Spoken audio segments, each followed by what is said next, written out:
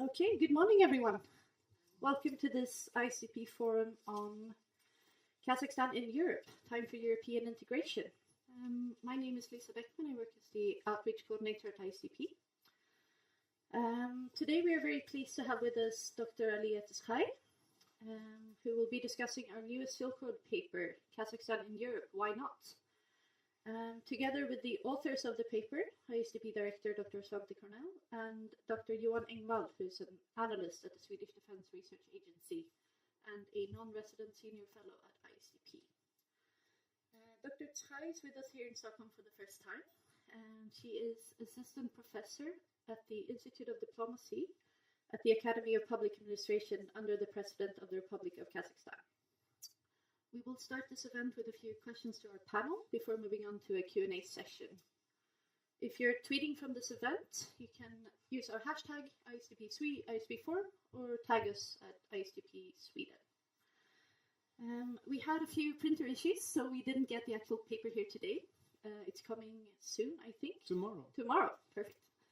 But you can find the paper on our website, isdp.eu, and we have a few printed copies, or we had a few printed copies. They might be out by now. So without further ado, I would like to kick off this forum by asking Dr. Cornell to just give us a very brief introduction to the paper. Thank you, and thank you for being here. And I think we should add that if you give us a mailing address, we'll be glad to send you a physical printed copy as soon as they come here from the printer. I think a few words about the idea behind and the context for this study, which Dr. Engvall and myself worked on in the past few months. Again, several points. One is that if you take a look at the broader former Soviet space, those who have been working with Kazakhstan, I think, would tend to agree that the country really stands out, I would say, not only in Central Asia, but in the former Soviet Union, because of its level of international diplomatic engagement and its high profile in international affairs. You could talk about the country having been held the presidency of the OSCE, hosting the International Nuclear Bank, creating an initiative similar to the OSCE in Asia, as well as, of course, most lately the Astana talks on Syria. And these are only the most prominent examples. At the same time, it's a country that from its independence has officially talked about having a European identity, combining it, of course, with its Asian identity, and which has constantly made clear its interest for closer relationships with European institutions. And while obviously Kazakhstan has had for the 25 years of its independence a political and economic system that has been very centralized and has been focused on top-down reforms and implementation of reforms, we've also seen, especially since 2015, a serious reform effort that aims to broaden the political decision-making process, transferring power from the president to parliament, and including applying for advice to European institutions such as the Venice Commission of the Council of Europe in doing so. So we thought it was, given all that's happening and the growing interest in Central Asia from a European perspective as in its own right, as well as in a transport corridor, it's time to ask, what about Kazakhstan's relationship to Europe? And the little detail that very often gets lost in the discussion is that, by all standards, Kazakhstan actually qualifies by most definitions of a European country. If you look at Kazakhstan, it actually is very similar to, it's a transcontinental country that, much like Russia or Turkey, has territory both in Europe and in Asia. It has actually less territory in geographic Europe, however you want to define it, and that maybe we could have a separate forum about. It has less territory in Europe than Russia, but by most definitions, it has more territory in Europe than Turkey does. And given, obviously, the developments in Russia and Turkey, I would say that in recent years, Kazakhstan is actually behaving more as a European country than these two other powers actually are. Now, the problem, of course, is that if you look at the way European organizations and institutions treat Kazakhstan, there is very little to suggest that it's actually this idea that Kazakhstan is by most definitions, a European country, it's not really treated as a European country.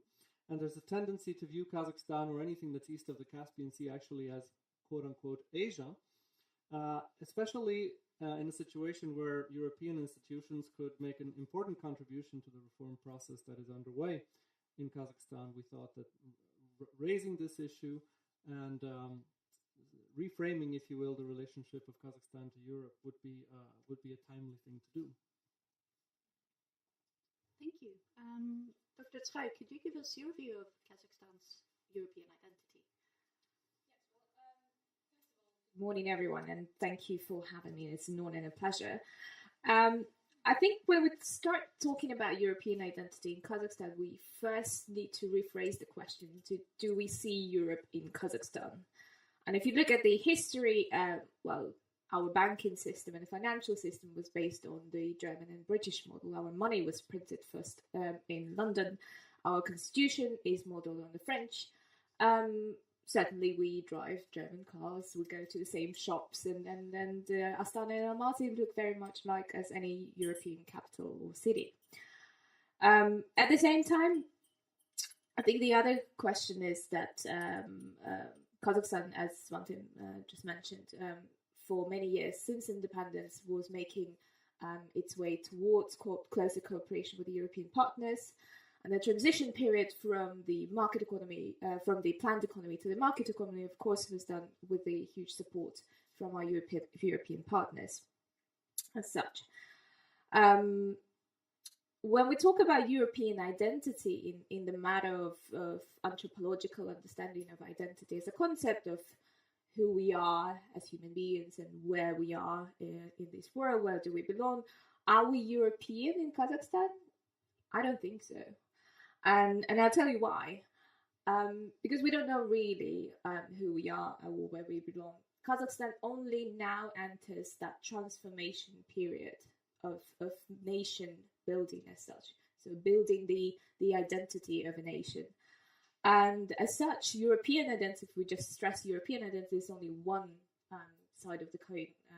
The pivot towards Eurasian and embracing Eurasian identities is very much present in the discourse, and also the strategies of the government, and the new reform, the modernization 3.0 is exactly about that. So how do we embrace the both identities that we have as a nation?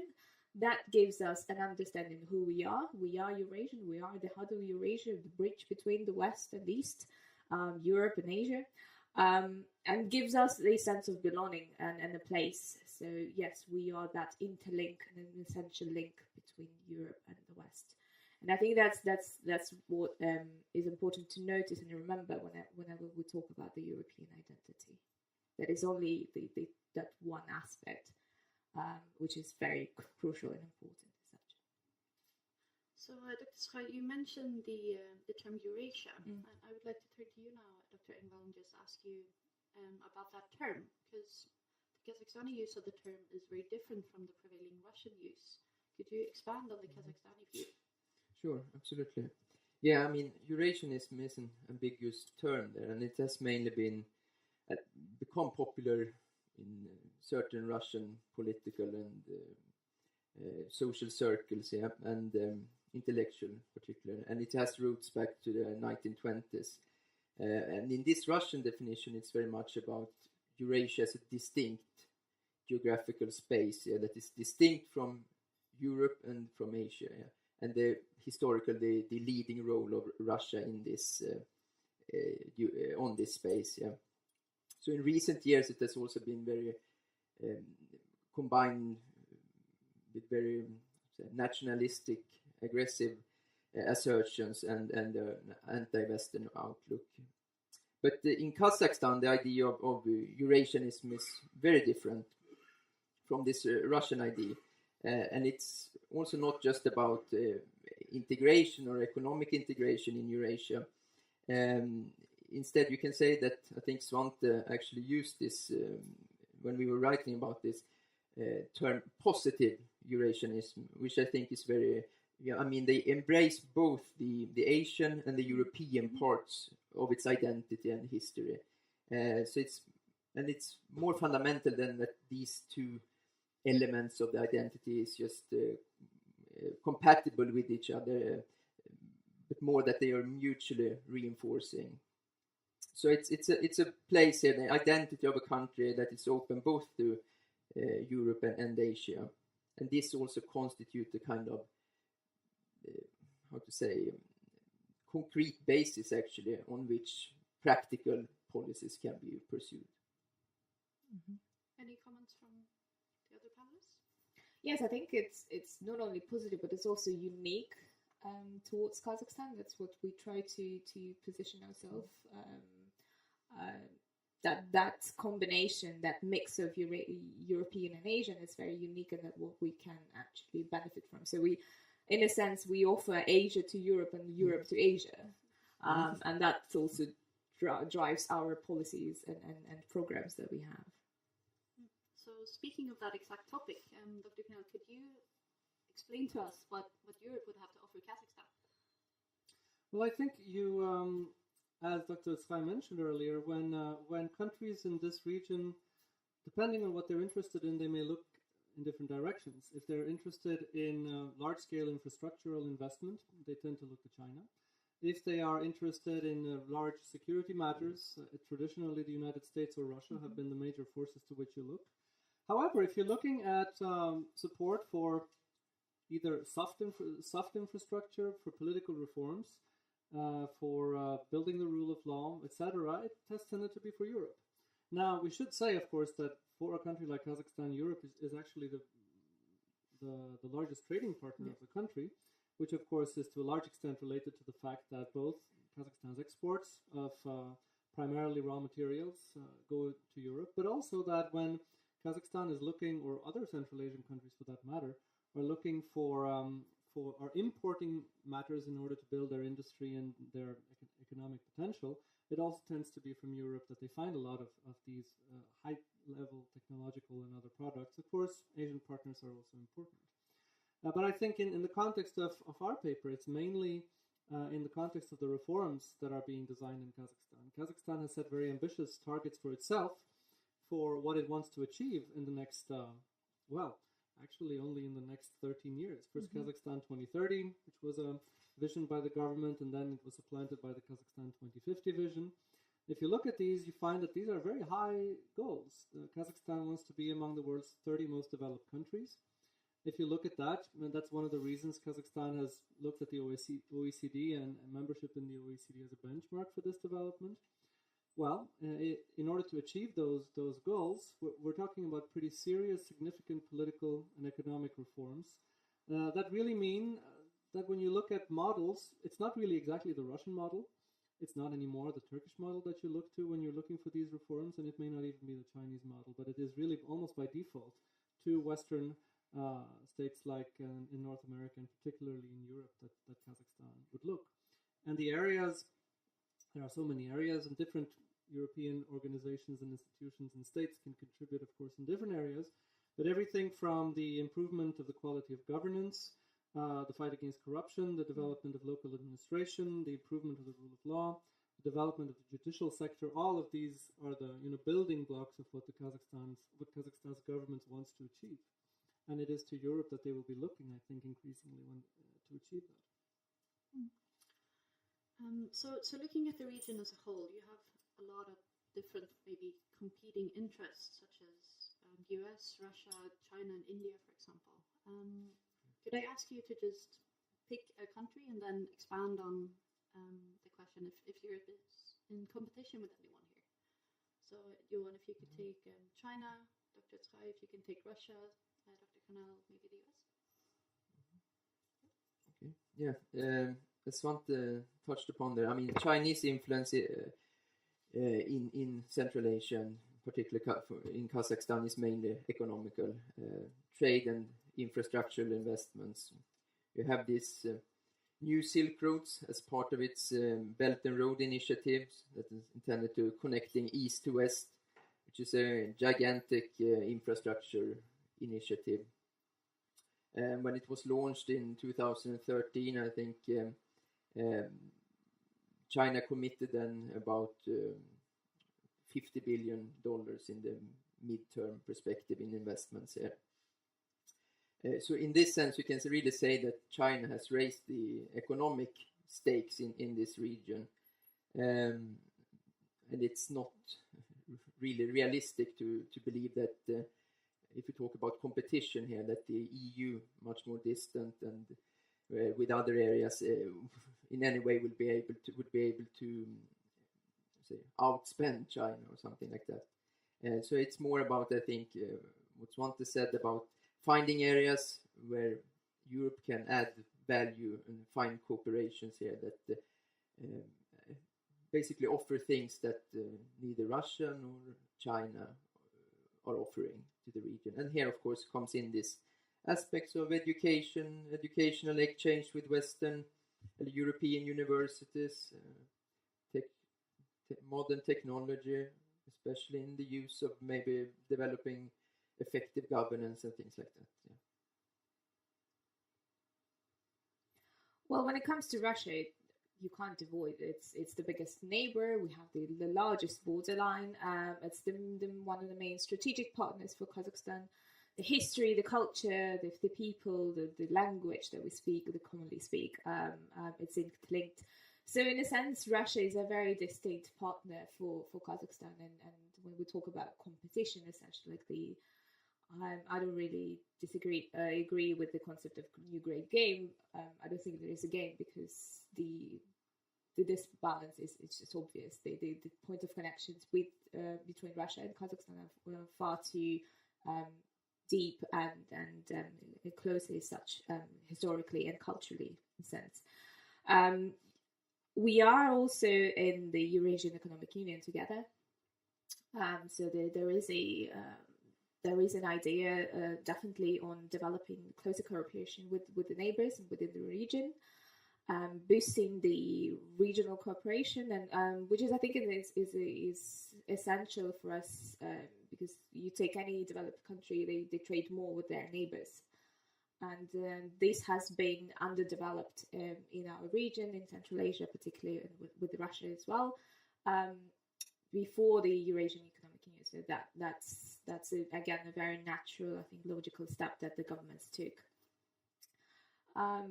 However, at the same time, I think again Kazakhstan is a multi-vector, has a multi-vector foreign policy. So we distinguish quite well in terms of what kind of cooperation we want to have with both our neighbors, China and Russia. So, as you mentioned already, this One Belt One Road initiative that China is providing and suggesting, and we're very much enthusiastic about it and would like to work close on that. Russia has, in the form of the Eurasian Economic Union, provides us with an easier trading climate, and also opportunities for our local business to do business within the Eurasian Economic Union. At the same time, there is definitely a pivot towards European partners and bringing the technologies, working on the political reforms and economic reforms as such. And again, there is this aspect of the security cooperation, especially in the Afghanistan situation and closeness. I'll give the floor to you. Well, I think the key is exactly what Dr. Tskhay mentioned, which is a multi-vector foreign policy, which by now every country in Central Asia to one or another extent is implementing, which was originally invented, if you will, by Kazakhstan and by its former foreign minister Kazim-Jomart Tokayev many years ago, almost 20 years ago. But the idea was, yes, we have Russia as a primary partner. It's always been our partner, it will always be our partner, but we're going to build other pillars of partnership. So it's not about taking down the partnership with Russia, but building up other pillars, and the first one being China, and the others, well, being to whatever extent possible, everyone else. And I think that's where both Europe and the United States come into the picture, as do countries as far as Japan, as far as South Korea, Turkey, and others, who can play different roles in terms of creating a real multi-vector environment, if you will, in Central Asia, where there are many different partners. You are not, so to speak, dependent on either one or two. but you have an ability to take part fully in international relations by attracting as many foreign partners as possible into the economic cooperation in the region, into the diplomatic initiatives, as well as, of course, in the security sphere. Thank you. So, turning back to you now, Dr. Engvall, I would like to ask you, what's in it for Europe? What can Kazakhstan offer Europe? Yeah, I mean, from stronger engagement with Kazakhstan, of course, if you think about the economic issues, benefits here, of course, the EU would be in a stronger position to develop, to support the development of energy infrastructure across the Caspian Sea, and that would provide the access to oil and gas reserves in Central Asia. Of course, it would also be from engaging in a better position to reap potential benefits from the continental land trade routes, which are being constructed. There's a lot going on between China to link Europe to China and the trade here.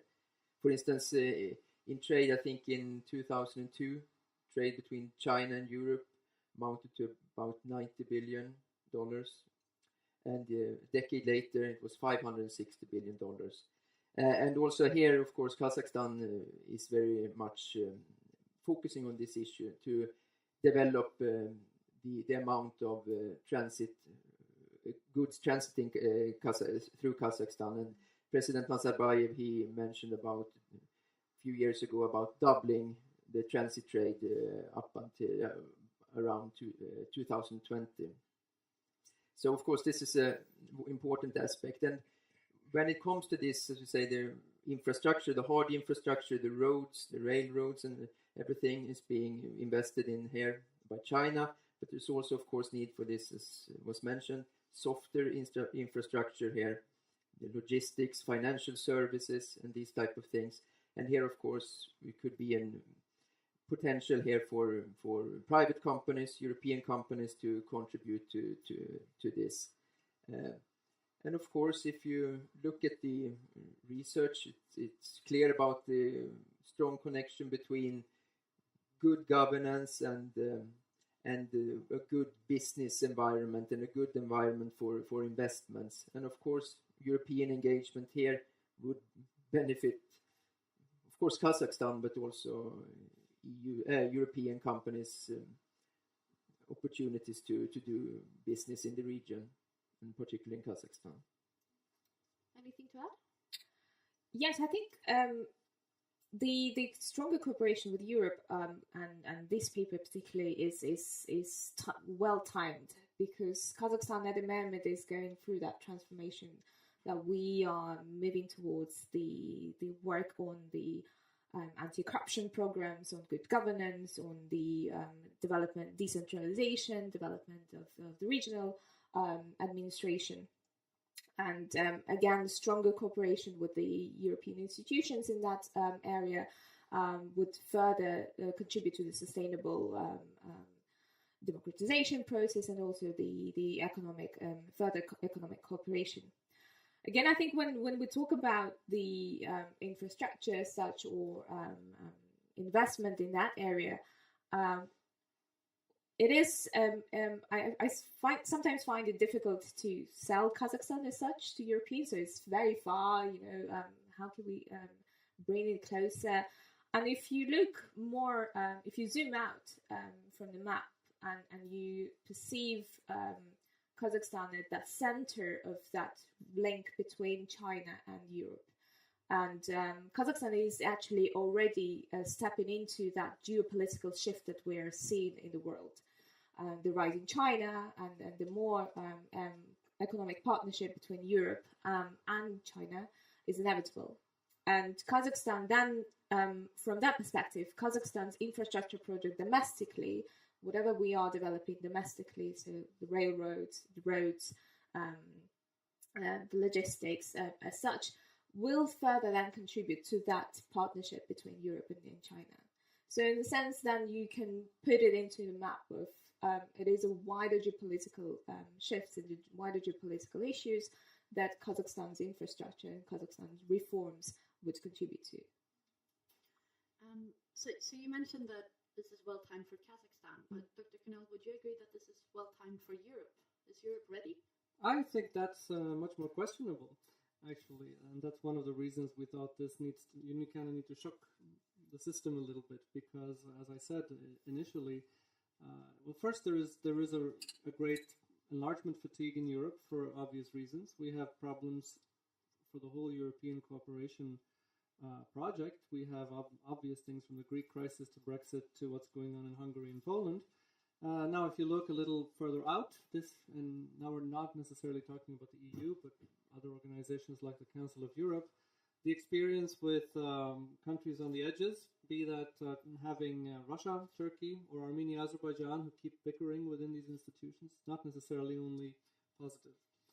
But the other side of the argument is that, what we know from political science is that reform windows open but also close. That if you have and what we're seeing now in the whole of Central Asia is a big reform window, which is prompted by several things. So I think the crash of the oil price in 2014 is a main factor driving this realization among regional elites that we really need to reform both our economic and political systems in order to develop. And especially in a country like Kazakhstan, where the population has gotten used to a certain standard of living, then if the government is not able to deliver that, you have certain issues. In Uzbekistan, there is a major transformation going on as a result of a change of the president after the death of President Karimov last year.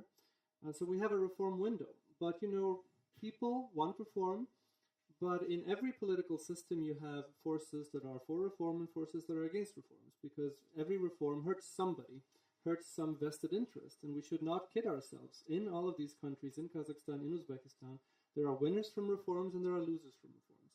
And that means that if the governments, they have a certain amount of time to implement these ideas of positive reform, but this window may close. I mean, there may be events that are external or that are internal that provide hurdles to the reform process. And I think if Europe is ready in 10 years, maybe that reform window won't be there anymore. And what we're not, and nobody really is saying that, Kazakhstan should immediately be made a member of all European institutions.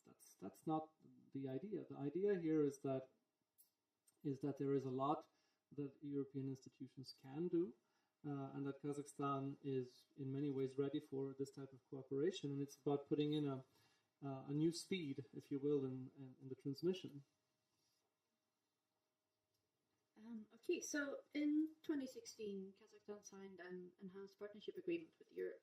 What would be the next step from this? Is OECD membership feasible, Dr. Tskhay? Well, I think it certainly is the challenge, I think. What's next after the enhanced partnership agreement? Kazakhstan, I think, was the first country of Central Asia to sign such agreement, and is definitely a major step forward. But my understanding of such agreements, such frameworks agreement, is that it not necessarily provides a necessary substantial support towards the cooperation. It's a framework within the countries that can work. European countries are still ratifying the agreement, and not all the members did so. So it's very hard to predict now how it will move forward. I think this also comes to the previous question of, in a sense, that European partners have to think about what do we do next, what kind of programs we can work towards, because the partnership agreement it's although it's a major step, but then it still is not enough. If we want to think about the sustainable, long-term, closer cooperation, I think here is also important to notice that there shouldn't be an allure of like EU membership. There's certainly no indication from Kazakhstan that we would be seeking such, but at the same time, there would be definitely an interest in a closer partnership agreements, or maybe we can also think about something like Eastern Neighborhood Partnership, but in a more different form, just with Kazakhstan. And we can open up to Central Asia with knowing the transformation that is going in the region as well. Dr. Engvall? I can just add to the OECD there that Kazakhstan has formally launched a bid for membership, and of course this goes in line with its ambitious strategy of becoming by 2050 one of the 30 most developed countries in the world, according to various social, economic and developmental indexes. But of course this, whether it will become a member is of course very likely to be judged or evaluated based on merits here. And of course then it's very much about what Kazakhstan does from now on, how successful the reforms are and like that. We should remember, of course, that there are no other post-Soviet states except the Baltics that have been members here. But still Kazakhstan has had a long cooperation with the OECD, and that has become even more relevant because when you're having this ambitious strategy, of course, then it's no longer enough to compare favorably with the post-Soviet region. Then the benchmarks becomes entirely different here with the OECD countries when it comes to economic development and institutional quality and things like that. But I think it was in 2015, bilateral country program, 2-year program was signed between the OECD and Kazakhstan. And they are also participating or being observers in various OECD committees. So it's ongoing work, but full membership, that's a thing that will depend on the development in the long term. Dr. Cornell, could you expand a bit on how European institutions such as the Council of Europe and the EU have approached Kazakhstan? Well, I think the EU, which was alluded to earlier, is in some ways a success story, I would say. The fact that the EU and Kazakhstan managed to negotiate, it took time, and it's the Enhanced Partnership and Cooperation Agreement suggests that this is a serious relationship and that has a lot of potential. But if you kind of lift the focus a bit, I think what you find is that you go back to 2008-9 when the Eastern Partnership was created, and there was an imaginary line drawn, if you will, north-south across the Caspian Sea, in which, Ukraine, Belarus, Moldova, and the South Caucasus were defined basically as European, and everything to the east was defined again as Asian. Now, the Eastern Partnership was supposed to be a one-size-fits-all kind of phenomenon. Every country would, the idea was, sign association agreements with the EU, negotiate these deep and free, comprehensive free trade agreements. And it wasn't really intended to be a menu. It was supposed to be one size for everybody. Everybody was going to go through the same process. Maybe some countries would take longer than others, but that was the idea. But what we see, of course, is that reality ended up being very different. 3 countries went through the process of signing these deep, comprehensive free trade agreements: Georgia, Moldova, and Ukraine, whereas the 3 other countries have completely different relationships with the EU. Armenia negotiated an agreement but didn't sign it, instead went for the Eurasian Economic Union with Russia. Azerbaijan has no intention or interest in signing a free trade agreement. It actually wants a strategic partnership with the EU. Now there is a negotiation that's going on for some form of agreement. We don't know what the title will be. Armenia actually now did negotiate what's now been called a comprehensive and enhanced free partnership and cooperation agreement. So we wonder what innovative title they'll find for the Azerbaijani one.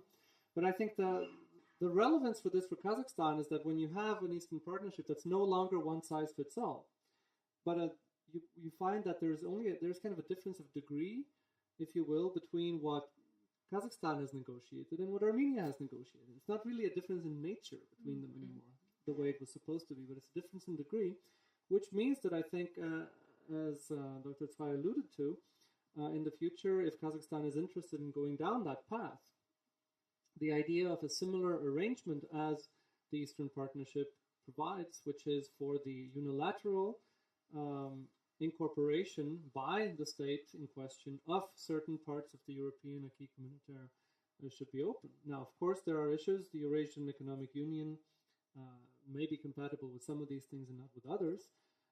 But I think we have to be much more creative in terms of how we think about the transformative potential of the EU in a broader region.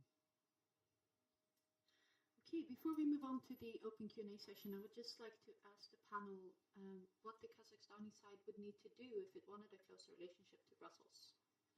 Why don't we start with you, Dr. Tskhay? Well, definitely the reforms should take place, again, the programs, the 100-step program launched in 2015, the new modernization reform in 2017.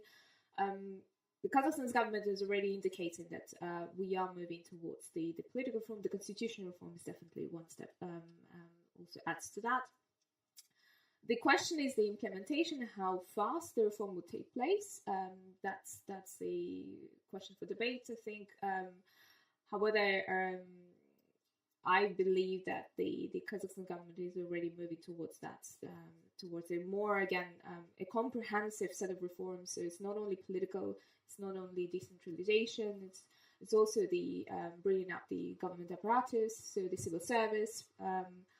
It's also the education reform, the healthcare. So we are trying to meet that standards of OECD. There are definitely cooperation closer with the OECD and recommendations that we get from them on the anti-corruption programs on a daily basis.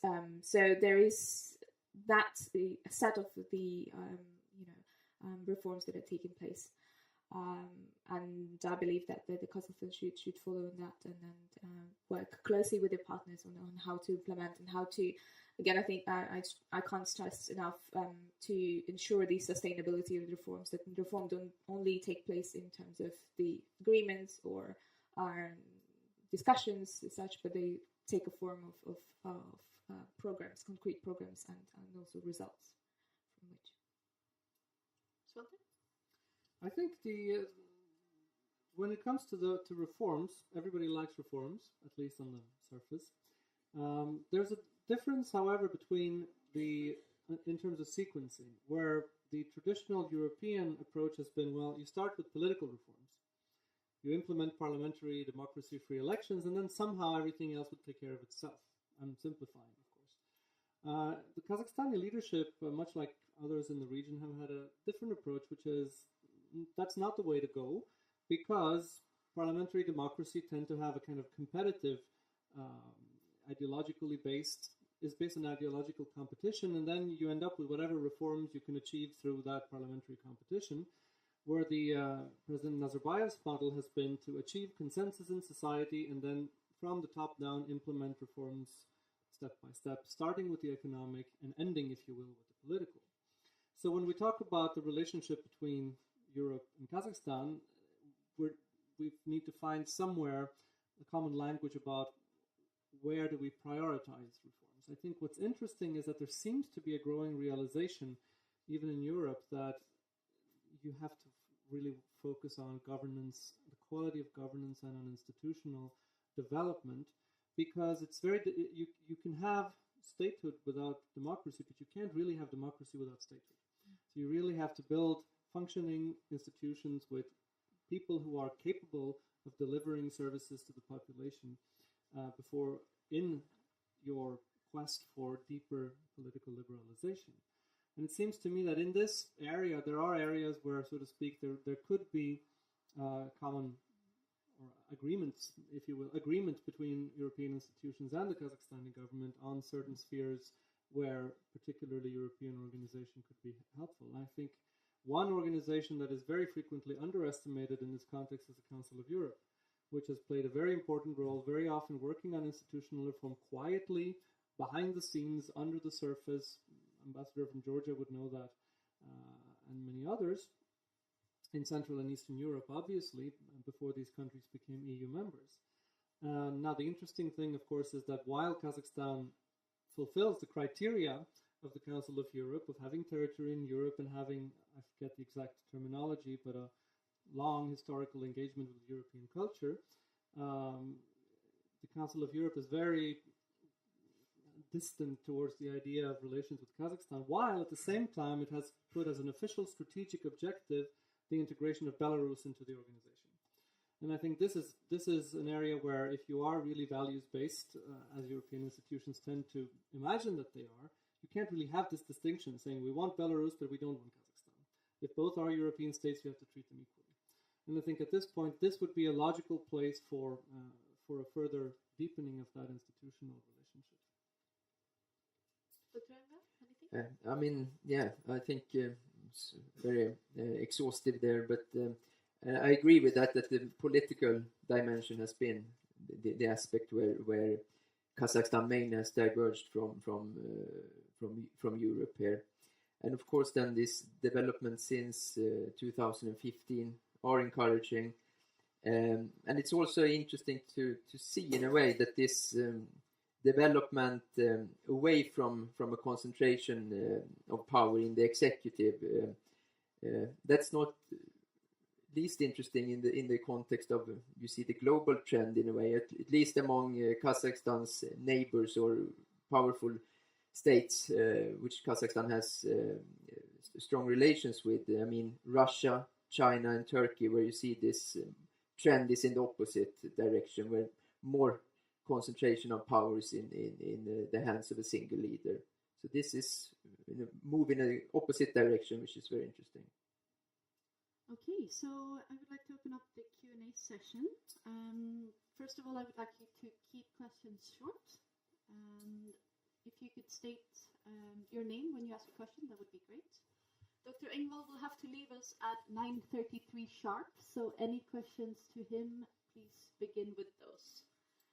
I would also like to say that we have a forum here tomorrow on Japan's relationship with North Korea, if anyone is interested in that. So, yeah, mic is in the window. Anyone? Oh, thank you. The handheld ones in the window. Over there. Oh. Yeah. To Julie.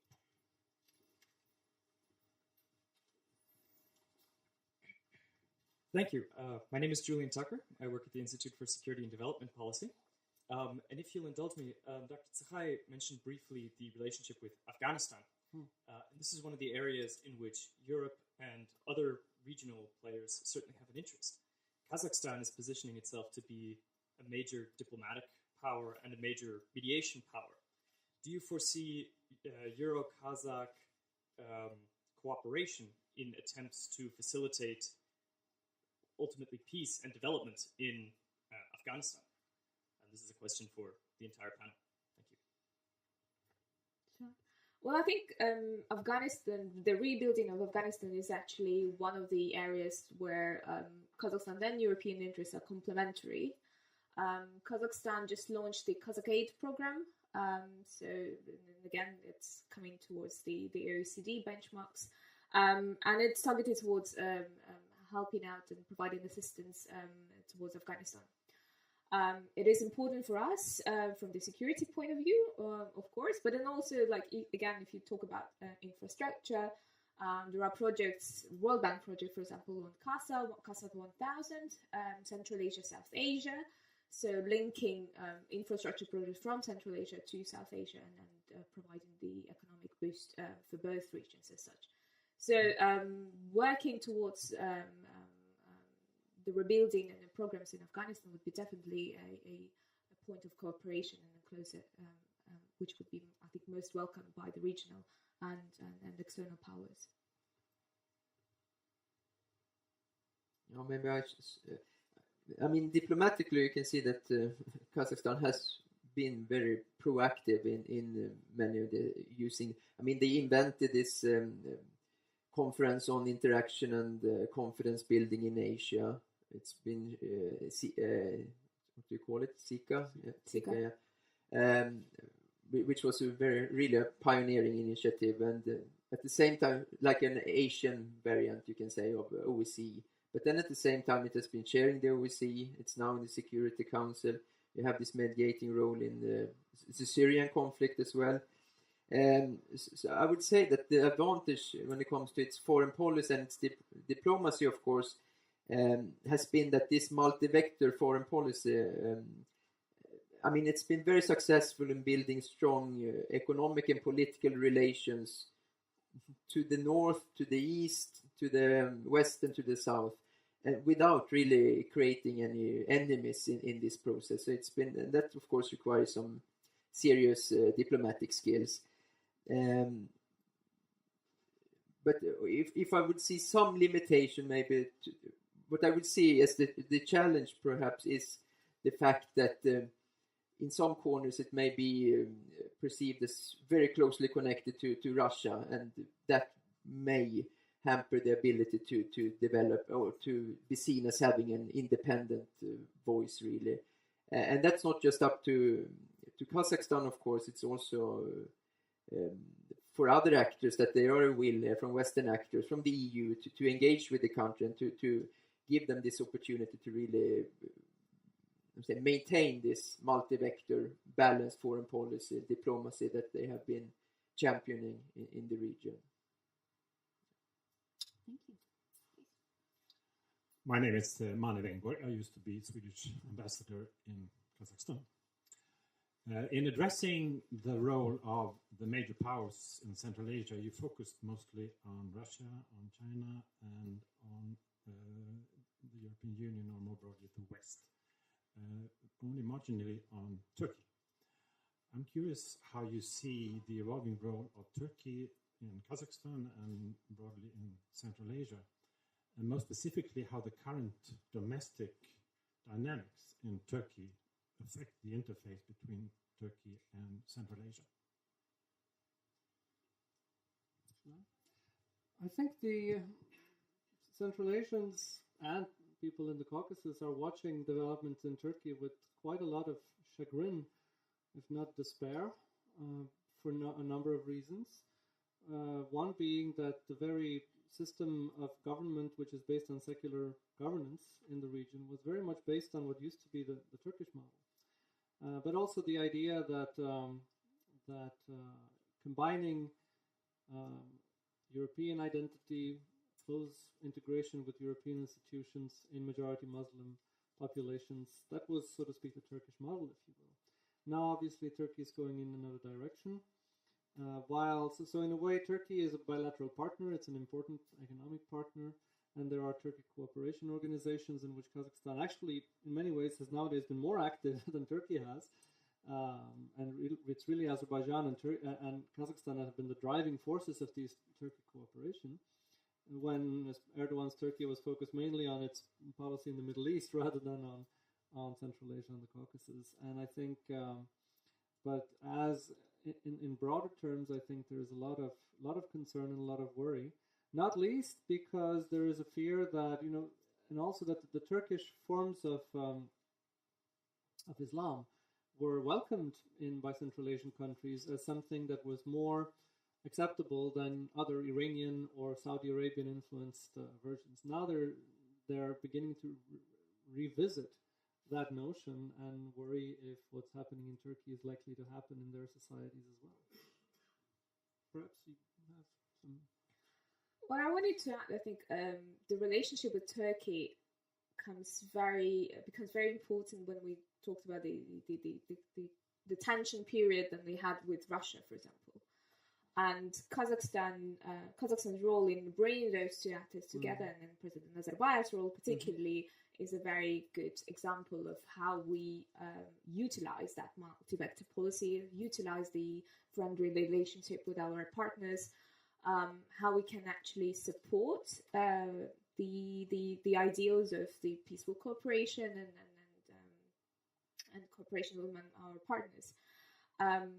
That's what essentially I see in a way that when we talk about external powers, there's certain phases of interest and disinterest among powers, and from my perspective as an expert, I feel that the Turkish interest in Central Asia has been fading. for the last couple of years for various reasons. So again, there is the night for Kazakhstan. Of course, we would like to have a closer cooperation, but at the same time, we do understand that there are external factors that has to tap into that. The other important point here is Kazakhstan's efforts on Syrian conflict mediation. So we do welcome, and we were supported by the Turkish government and the Russian government and other partners in our efforts to bring the negotiations to Astana, to launch that round and platform for negotiations. So I think that we'll also look into how can we boost our diplomatic efforts with the partners, and especially Turkey in this case. Thank you. Any further questions from the audience? Well, then maybe I can just ask our Swedish. We have one? Ah, excellent.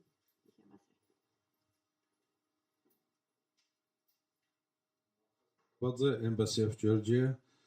So, first of all, I would like to thank for this really important event, because it's another part of the world, I mean, former Soviet republics who are now, as Mrs.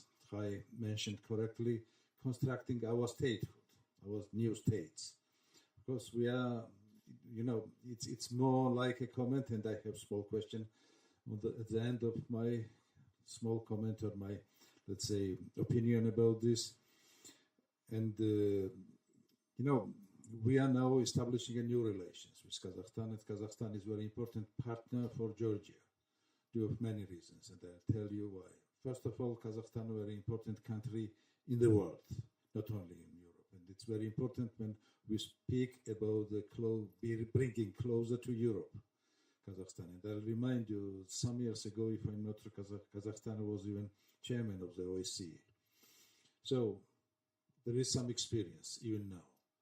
Another point is that when we speak about our cooperation, about really new relations, as Mr. Cornell absolutely correctly mentioned, it's not directed against any country, and including, of course, Russia.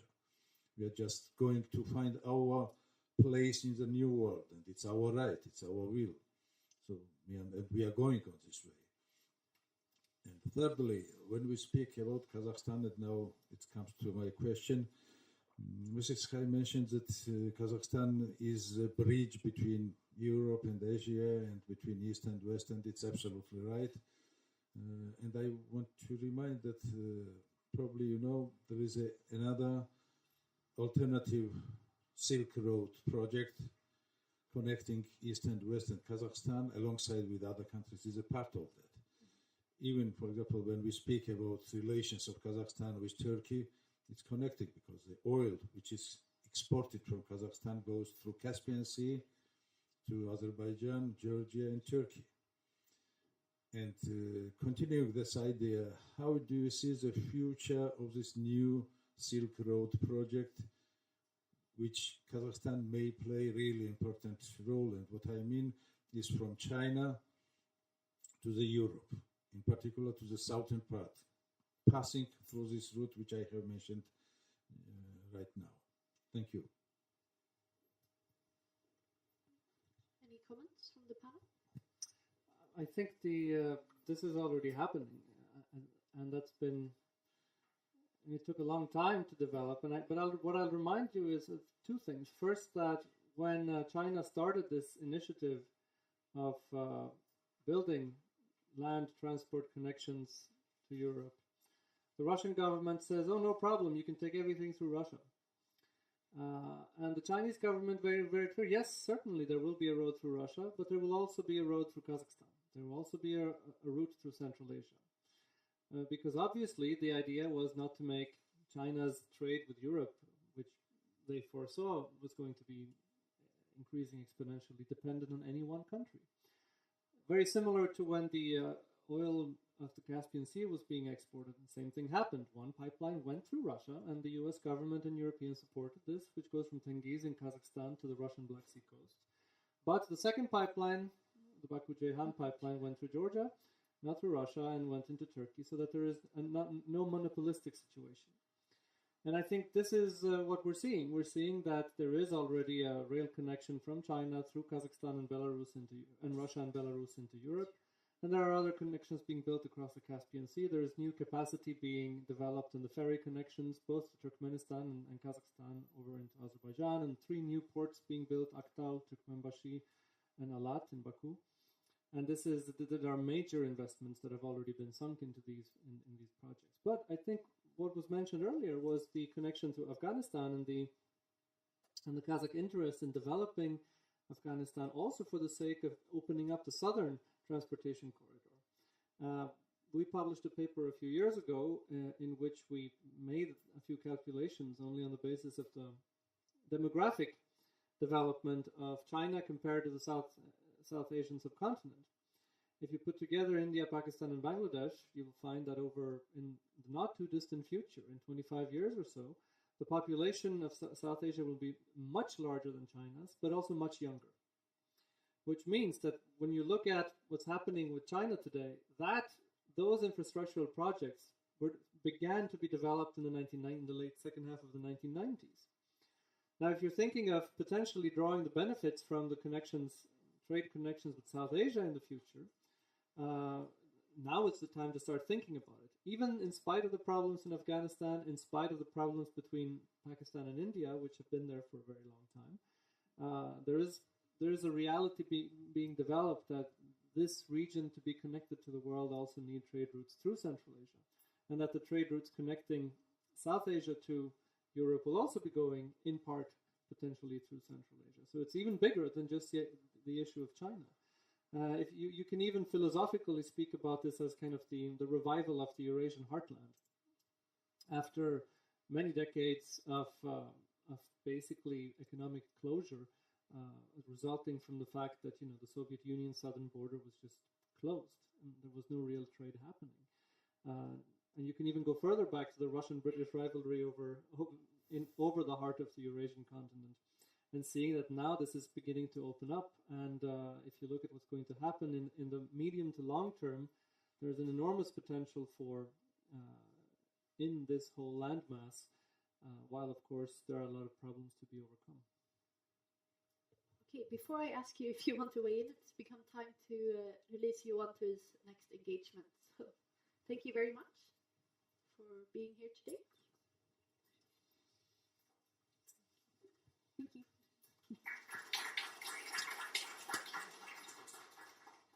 Okay, any comments from you?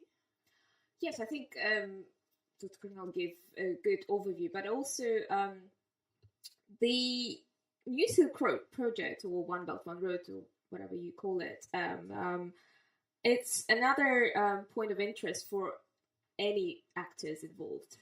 For Europe, bringing trade from China, for China to provide investment. Its booming economy has to invest somewhere. For the Central Asia, because we are becoming that part of the project, there's going to be investment, there's going to be infrastructure built. At the same time, we keep forgetting, like, India is also a booming economy, and we just partially mentioned it. Bangladesh, they also have I believe the European companies have factories there and the means of production, both in Bangladesh, South Asia and China. So if you connect Kazakhstan towards that, then you can also have hub areas in Kazakhstan in the route from the means of production in South Asia towards the end market here in Europe.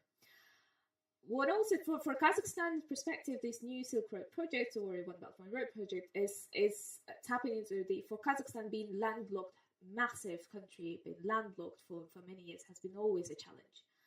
How do we transform our economy? We don't have an access to the sea, and that's the easiest way to trade.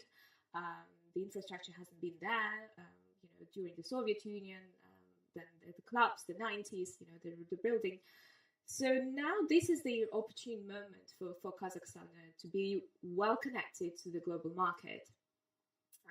Not only be part of it, which it is already with the WTO membership, but contribute and have the benefits, bring it to home, basically. How we can spur the region.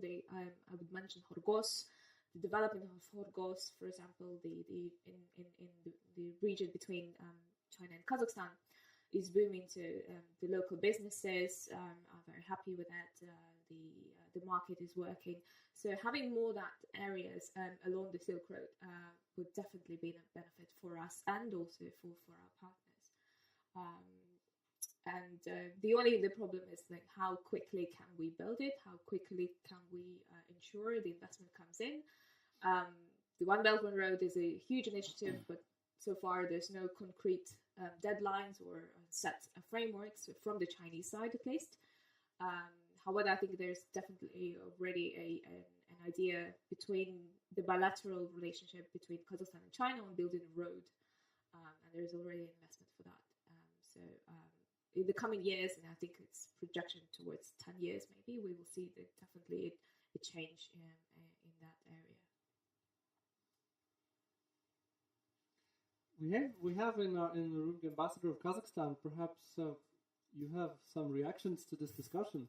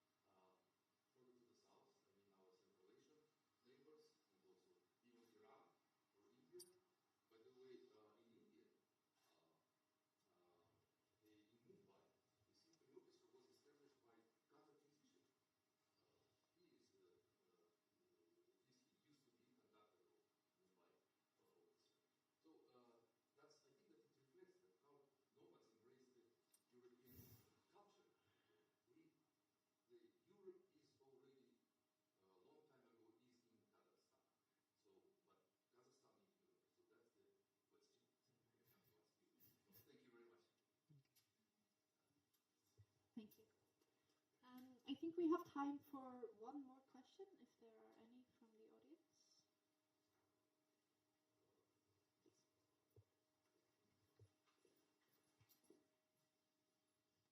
Marlan Izmailov, I'm honorary consul for Sweden in Kazakhstan. So the question that I have is that now both Kazakhstan and Sweden are now members of UN Security Council. So how do you think, does it help to mutual understanding? How do you cooperate? I mean, if you have this answer, I mean, does it makes our countries closer to each other, and how it helps to coordinate, or do you have some common items when you discuss the global political issues, so to say? Well, certainly. First of all, the UN Security Council membership for Kazakhstan was an ambitious goal, and we have achieved. And it comes towards that, area of the development of our foreign policy and diplomacy. That we want to be not only a leader in the region, in a wider post-Soviet region, but in the world. We want to contribute towards the goals of humanity, peace and security, and development. There are definitely, as far as I know, there are meetings and discussions with our Swedish partners inside the UN Security Council. There are ministerial visits, as far as I know. Again, there are areas of cooperation that we are interested in. Kazakhstan, I think, is chairing at the moment the anti-terrorism working group inside the UN Security Council. That's one of the areas that we are concerned of, the security, so that also we can work with our partners on that.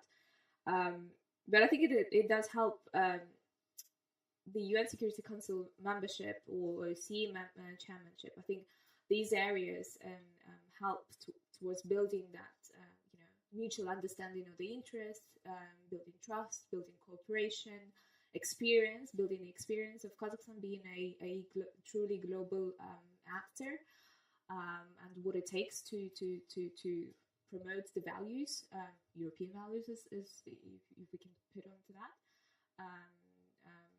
But again, that's what I know in the detail how the cooperation goes.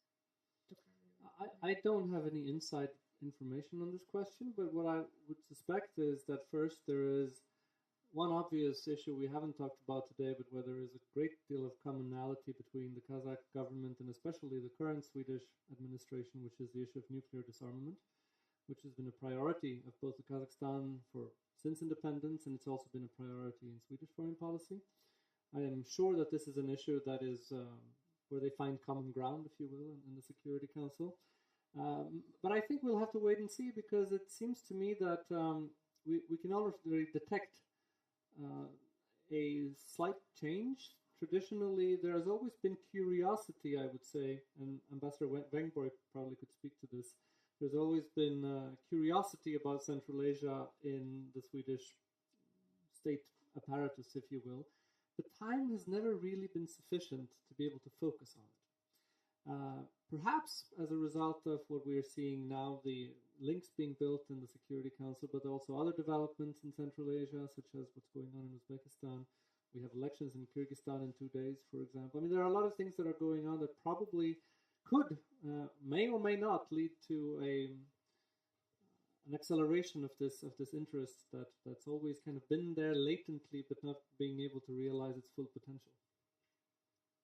All right, so that is all we have time for today. So thank you everyone for coming.